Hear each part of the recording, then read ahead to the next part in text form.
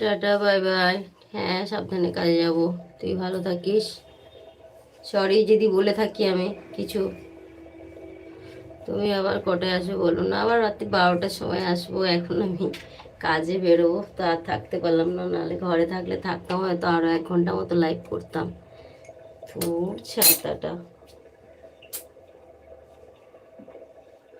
তো বেরোতে হবে, লেট হয়ে গেছে। 7:30টায় বেরোলে ভালো হতো। 8টায় বেরোলে 8:30টায় পৌঁছাবো।